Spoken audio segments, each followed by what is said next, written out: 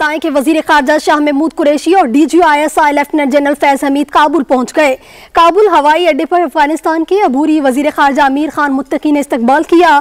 वजीर खारजा शाह महमूद कुरैशी एक रोजा दौरे के दौरान अफगानिस्तान के अबूरी वजीर आजम मुल्ला हसन समेत आला हुकाम से मुलाकातें भी करेंगे। इसी हवाले से ताज़ा तरीन अपडेट्स जानेंगे ब्यूरो चीफ इस्लामाबाद।